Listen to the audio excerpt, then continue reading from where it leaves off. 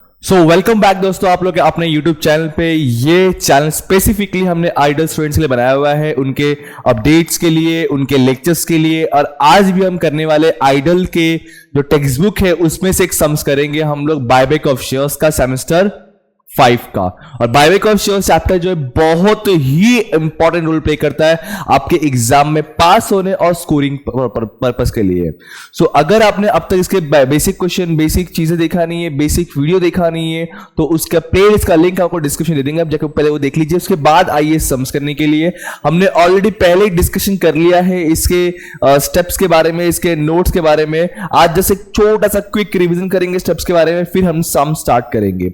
देखो, buyback of share solve करने से पहले हमें दो चीजों की सबसे मोस्ट इंपॉर्टेंट जरूरत पड़ती है। सबसे पहले तो sir number of share buyback कितना हुआ, कितने नंबर ऑफ शेयर बायबैक करेंगे। एंड सेकेंड वन सर, कितनी का बायबैक करेंगे, दैट इज ऑफर प्राइस। दो मोस्ट इंपॉर्टेंट थिंग की जरूरत पड़ेगा sir, number of share buyback और ऑफर प्राइस। अगर ये दो चीज में से कुछ भी क्वेश्चन में दिया हुआ है, दोनों भी दिया हुआ है, तो वर्किंग नोट करने की जरूरत नहीं, हम डायरेक्टली जर्नल एंट्री स्टार्ट करेंगे, चैप्टर जर्नल एंट्री का पूरा का पूरा।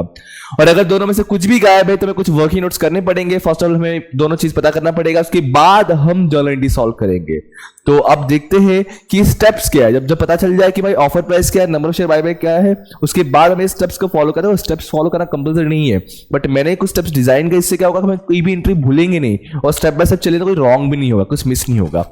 आगे जिसमें सबसे पहले चेक करना है कि आपका जो क्वेश्चन में दिया हुआ शेयर है फुल्ली पेड है कि नहीं। इसका मतलब क्या सर, 10 का शेयर है, लिखा है पेड अप ₹8, मतलब 2 रुपए कॉल करना बाकी है, तो वैसा कुछ पहले इसको फुल्ली पेड में कन्वर्ट करना है। उसके बाद ड्यू रहेगा, फिर कुछ इन्वेस्टमेंट सोल्ड अगर बोला है क्वेश्चन में तो करो, अदरवाइज नहीं करेंगे सर। उसके बाद अगर मार्केट में नया शेयर इश्यू करने बोला है, फ्रेश इश्यू ऑफ शेयर्स, तो करो, इश्यू करके पैसा कलेक्ट कर लो फॉर द बायबैक पर्पस। नहीं बोला है, ठीक है, नहीं करेंगे। सीआरआर मोस्टली हर क्वेश्चन में होता ही है। हाँ, सीआरआर कौन से क्वेश्चन में नहीं होगा, अगर मान लो जितने हमें फंड की रिक्वायरमेंट है फॉर द बायबैक पर्पस, उस फंड के लिए हमने पूरा मार्केट में नया इश्यू कर दिया शेयर और पैसा कलेक्ट कर लिया, तो वैसे सिचुएशन में हमें सीआरआर क्रिएट करने की जरूरत नहीं पड़ेगा। उसके बाद प्रीमियम ऑन बायबैक एसेट, देखो मोस्टली हमेशा होता है, कब नहीं होता बताता हूं आपको मैं।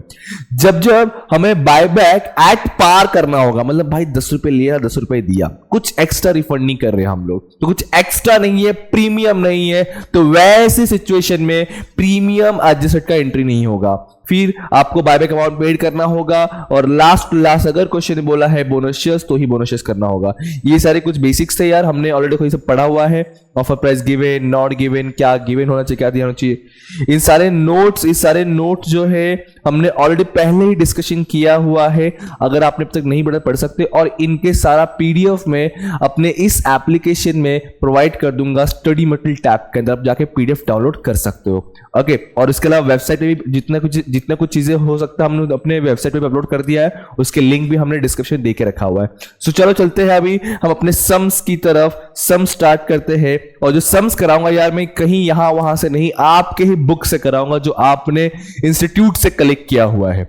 हम लोग क्या करेंगे, बेसिक क्वेश्चंस करेंगे, कि अच्छे खासे बड़े क्वेश्चंस तो हमने कर लिए हैं, बेसिक तो कर लिया, बड़े क्वेश्चन तो कर लिए जो बोर्ड क्वेश्चन पूछता है, बट आज हम क्या करेंगे, वाले बेसिक करेंगे। बहुत सारे बच्चों का बेसिक क्लियर नहीं है।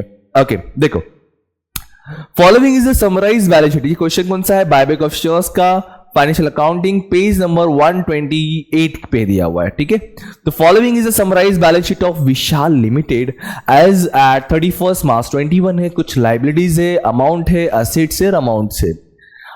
उसके बाद नीचे क्या बोला था, company bought back 1 lakh equity shares. बोल के दिया है भाई कि company 1 lakh share bought back करेगा, बाय बैक करेगा, वो भी एट पार पे। बहुत अच्छा क्वेश्चन, बहुत ही सिंपल सा, बहुत ही छोटा सा क्वेश्चन दिया है। ये बोलते हैं ना, एंट्रीज बाय हैड करने का तरीके के लिए समझ दिया, आपको रिवीजन के लिए दिया हुआ है। क्या बोल के दिया है सर, 1 लाख शेयर बायबैक किया जाएगा और 1 शेयर एट पार पे रहेगा। पार मतलब जितना वैल्यू ऊपर रहा होगा वही वैल्यू, 10 रुपए। इक्विटी शेयर्स की बात करें ना, जब बायबैक ऑफ शेयर्स की बात करें तो हम लोग क्या बात करेंगे, इक्विटी शेयर्स की बात करेंगे। तो बायबैक बोला है 1 lakh number of share, that is number of share buyback is given in the question. And second one thing sir, offer price also is given in the question. At par बोल दिया, मतलब 10 का 30 10 में ही है, मतलब दोनों भी चीज दिया, हमें सीधे जनरली करना रहेगा। और क्या बोला, आफ्टर कंप्लाइंग, भाई कुछ नहीं है क्वेश्चन में, ना फ्रेश इश्यू है, ना इन्वेस्टमेंट सोल्ड है, डायरेक्ट जर्नल एंट्री सॉल्व करना है। अब क्वेश्चन में ध्यान दोगे तो इक्विटी शेयर्स दिया है 10 ईच, यहां कहीं लिखा नहीं है 8 rupees paid up and all, so we assume कि फुल्ली पेड है, फुल्ली पेड है। प्रेफरेंसेस दिया बट फिलहाल अभी तो कुछ इसकी जरूरत नहीं है। रेवेन्यू रिजर्व है, प्रॉफिट एंड लॉस है, सिक्योरिटी प्रीमियम, क्रेडिटर्स है। At the time of creating a CRR, उस टाइम पे हम ये दो रिजर्व को यूज कर सकते हैं। ध्यान रखना, सीआरआर क्रिएट कर फ्री रिजर्व को यूज किया था, तो ये रिजर्व को यूज कर सकते हैं। ओके फाइन, तो एक काम करते हैं हम लोग, फटाफट सम सॉल्व करने की कोशिश तैयारी करते हैं। तब तक आप लोग फटाक से इस वीडियो को लाइक कर दीजिए। देखो फॉर्मेट तो यार कुछ अलग होना नहीं जर्नल एंट्री का, ठीक है। सीरियल नंबर या डेट होगा तो date, particular LF that is ledger folio, debit amount rupees, credit amount rupees. LF बना के छोड़ देना है, क्या कुछ जा रहा है, पतली सी लाइन खींचना है, खींच के छोड़ना, क्या मालूम कोई मार्क्स कट कर दे उसके बाहर, तो इसलिए। अब आते हैं हम लोग क्वेश्चन नंबर 3 के जर्नल एंट्री के पास। सबसे पहला स्टेप क्या था सर, फुल्ली पेड करना, और ये क्वेश्चन ऑलरेडी पहले से ही फुल्ली पेड है, इसलिए फुल्ली पेड का एंट्री पास करने की जरूरत नहीं है। अब इसके बाद अब हमें होता है सर बायबैक ड्यू। अब देखो बायबैक ड्यू मतलब कितना पे करना है उसको रिकॉर्ड करना। सर क्वेश्चन ने बोल के दिया 1 लाख शेयर 10 रुपीज ईच, पार मतलब 10 रुपीज ईच, मतलब बायबैक ड्यू एट पार है, प्रीमियम है कि डिस्काउंट है, डेफिनेटली सर पार है, बोल के दिया हुआ है। तो पार का एंट्री क्या होगा, कौन सा शेयर होता है ये, इक्विटी शेयर। मैं सीरियल नंबर 1 डालता हूं समझने के लिए, ठीक है सर। इक्विटी शेयर क्या है, इक्विटी शेयर, ये एंट्रीज में लिखवा के दिया है, पीडीएफ डाउनलोड के पढ़ लीजिए या फिर वीडियो देख लीजिए एक बार। Equity share capital account debit, पार पैसा तो सीधे सीधे आएगा 2। ये सब पैसा इन फ्यूचर किसको देने वाले हैं हम लोग, इक्विटी शेयर होल्डर को।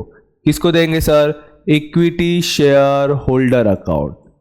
नरेशन क्या बनेगा, क्योंकि जब तक क्वेश्चन में बोला ना हो ना कि इग्नोर नरेशन, तब तक नरेशन लिखने का क्या, वरना मार्क्स कट कर सकते हैं। बीइंग हमने क्या किया सर, हमने सर बायबैक ड्यू किया, बायबैक ड्यू एट पार, ठीक है। जो मैंने आपको एंट्रीज में हेडिंग लिखवाया है वही आपका नरेशन से। अमाउंट कितना आएगा sir, 1 lakh number of share buyback करना है, और 1 शेयर 10 रुपए का है। मैं यहां लिख देता हूं आप लोग के लिए, 1 लाख नंबर ऑफ शेयर्स है, मल्टीप्लाई ₹10 ईच है। देखो 1 लाख के पहले ना रुपीस लिखा नहीं मैंने, मतलब नंबर से है, ठीक है। So 1 lakh multiply 10 is equal to sir ये आएगा पूरे 10 लाख रुपीस। कितना आ जाएगा, 10 लाख रुपीस। काफी बच्चे बोलते हैं सर ये लिखना जरूरी है क्या, ऐसे कि रिक्वायरमेंट तो नहीं है, बट मैं कहूंगा लिख लीजिएगा, काफी अच्छा प्रेजेंटेशन हो जाएगा, ठीक है। चलो अभी हमारा फर्स्ट एंट्री हो गया, उसके बाद स्टेप क्या होता है सर, बायबैक ड्यू हो गया, फिर सर होता है इन्वेस्टमेंट सोल्ड, जो इस क्वेश्चन में नहीं है छोड़ दो। फिर होता है फ्रेश इश्यू शेयर, सर इस क्वेश्चन में नहीं है छोड़ दो, जाने दो। फिर होता है सीआरआर क्रिएट करने की एंट्री, और सीआरआर क्रिएट करना में कहां से होता है, फ्री रिजर्व में से होता है। फ्री रिजर्व में इस क्वेश्चन में सर 2 टाइप के reserve, revenue reserve, profit loss. तो मैं पहले प्रॉफिट लॉस को यूज करना चाहूंगा, लेट्स सी कितना जरूरत है हमें, आई थिंक कम पड़ने वाला है। चलो कैसे पता करेंगे सर, मैं सीआरआर कितना जरूरत है समझाता हूं, ध्यान देना। ड्यू वाले एंट्री में आने का, ड्यू वाले एंट्री में शेयर कैपिटल अमाउंट चेक करो, हमें कितने अमाउंट की जरूरत है, 10 लाख रुपए की जरूरत है सर बायबैक करने के लिए। अब 10 लाख रुपए की जरूरत है कि हमने मार्केट में कोई भी फ्रेश इश्यू किया है क्या, नहीं किया। अगर फ्रेश इश्यू किया होता तो जितना कलेक्शन हुआ रहेगा फ्रेश इश्यू से शेयर कैपिटल का वो माइनस कर देते, फिर बचे हुए अमाउंट को हम सीआरआर क्रिएट करते। मैं बोलना कुछ ये चाह रहा हूं आपको, देखो मैं तो लिख के यहां पे, जितना भी ड्यू हुआ रहेगा ना आपका equity share capital face value वाला, ठीक है, उसमें से माइनस करते हम लोग फ्रेश इशू चाहे जो भी है, फ्रेश ऑफ शेयर्स, वो भी फेस वैल्यू वाला। तो जो बचा हुआ अमाउंट रहेगा ना उसके हम सीआरआर बनाते हैं। अब इन दिस क्वेश्चन थोड़ा ध्यान दोगे, फ्रेश इश्यू वाला बायबैक ड्यू कितना है सर, 10 लाख रुपए का है, और हमने कोई भी फ्रेश किया ही नहीं है। सर ड्यू अपना 10 लाख का है, फ्रेश कुछ भी नहीं किया है, मैं 10 लाख पूरा जरूरत है, दैट इज हमें 10 लाख रुपीस का सीआरआर बनाना है, मतलब 10 लाख रुपए की जरूरत है। तो अब 10 लाख की जरूरत है, उसके लिए अगर मैं प्रॉफिट लॉस यूज करता हूं तो 7 लाख है, बराबर ना, हाँ इक्विटी का ये इसका, यस ये इसका, प्रॉफिट लॉस 7 लाख है, 3 लाख और कम पड़ रहा है, कहां से लेने का ना, 2 रिजर्व है अपने पास, दोनों से यूज कर सकते हैं। तो 7 लाख इसमें से ले लेंगे और 3 लाख इसमें से ले लेंगे, अपना काम बन जाएगा। तो चलो फिर एंट्री लिखते हैं, सीआरआर क्रिएट का एंट्री क्या होता है सर, सर जो भी रिजर्व को यूज करना है वो reserve account debit to CR, that is profit and loss account debit. जो पूरा अमाउंट हम यूज कर लेंगे सर, इसको जाने दीजिए, पूरा अमाउंट यूज कर लेंगे सर। अमाउंट कितना है सर, ये है 1,50,000 करेक्ट, नहीं रे, इक्विटी का 40 लाख है, प्रेफरेंस का 5 लाख है, रेवेन्यू का 4.5, प्रॉफिट का 7 लाख है। प्रॉफिट एंड लॉस आ गया 7 लाख सर, पूरा यूज कर लिया। हमें जरूरत है 10 लाख का, मतलब और 3 लाख की जरूरत है। वो 3 लाख हम कहां से अरेंज करेंगे सर, वो 3 लाख हम अरेंज करेंगे रेवेन्यू रिजर्व से। तो ये आ जाएगा रेवेन्यू रिजर्व। देखो ये बेसिक क्वेश्चन आपको आना जरूरी है, बहुत जरूरी है, क्योंकि इसके अगर मान लो आपको बाय का क्वेश्चन में कुछ कॉम्प्लिकेशन पूछ भी लिया, बट एटलीस्ट ये सब तो रहेगा, तो ये सब एंट्री तो पास ही कर सकते हैं हम लोग ना। तो revenue reserve account debit to, क्या चीज से कर रहा हूं मैं, ये capital redemption reserve, full form लिखना, ठीक है, capital redemption reserve, that is CRR। Okay, total कितने हमने क्रिएट किया CRR सर, 10 लाख का। समझा क्या? अरे हाँ बोलो ना फटाफट, मुझे कैसे समझेगा? हाँ बोला तुमने, लाइक करे तो समझेगा ना, तो लाइक करो फटाफट से वीडियो को। चलो, तो नरेशन क्या आएगा सर इसका, being CRR created out of free reserve, ठीक है, एंट्री नंबर सेकेंड था सर ये अपना। अब उसके बाद क्या सर, बायबैक ड्यू हो गया, फिर इन्वेस्टमेंट सोल्ड तो है नहीं, फ्रेश है नहीं सर, उसके बाद CRR क्रिएट कर दिया, अब प्रीमियम एडजस्ट करने की बारी होती है। बट आई थिंक सो इस क्वेश्चन में तो ड्यू अपना पार पे हुआ है, प्रीमियम तो है ही नहीं। अब जब प्रीमियम ही नहीं है तो प्रीमियम एडजस्ट भी नहीं करेंगे सर। तो फाइनली लास्ट वाला एंट्री जो है सर अपना पेड का करेंगे, क्योंकि इस क्वेश्चन में बोनसेस भी नहीं है, डायरेक्ट पेड का एंट्री करेंगे। पेड किसको किया जाएगा सर, आपने जिसके नाम पे ऊपर ड्यू किया ना इक्विटी शेयरहोल्डर, उसी को पे करेंगे। दैट इज एंट्री बनेगा sir equity share holder account debit, पे करूंगा, मतलब सर मेरे पास से पैसा जाएगा, और ऐसा कहीं कुछ बोला नहीं है कि इसको पे नहीं कर रहे या उसको मिला नहीं या इसको ट्रेस नहीं कर पाए, मतलब सबको पे कर रहे हैं। तो जितने से यहाँ क्रेडिट हुआ ना 10 लाख से, उतने से यहाँ डेबिट होगा, और सर सबको पे कर रहे हैं, इसलिए इधर भी 10 लाख ही आएगा। एंट्री नंबर थर्ड है, नरेशन बन जाएगा sir being buyback amount paid, ठीक है। लास्ट में टोटल करना कंपलसरी नहीं, बट मैं कहूंगा कर लीजिएगा, कोई दिक्कत नहीं है, कोई रिस्क नहीं लेना अपने को कहीं मार्क्स कट करने के लिए, ठीक है। टोटल 30 लाख समथिंग आएगा। देखो अब ना काफी बच्चे सर सब चीज और टेक्स्ट बुक में दिया हुआ है, लेकिन मैं कहूंगा आप लिख लेना, आपके लिए काफी अच्छा है। देखो वही किया हुआ है, इन लोगों ने रेवेन्यू से पहले यूज किया, बाद बचा प्रॉफिट लॉस यूज किया, बाकी सब सिमिलर है, ठीक है। बस इतना ही करना है इस क्वेश्चन में। हाँ ये क्वेश्चन पूछेगा एग्जाम में, बट हाँ इसकी जैसे काफी सारे कॉन्सेप्ट आपको एग्जाम पूछ सकते हैं यार, क्योंकि देखो जब बार बार तुम सेम एंट्री करो तो ऑटोमेटिक एंट्री याद हो जाएगा, बाहर नहीं करना पड़ेगा, क्योंकि बच्चे जनरल एंट्री से बहुत ज्यादा डरते हैं।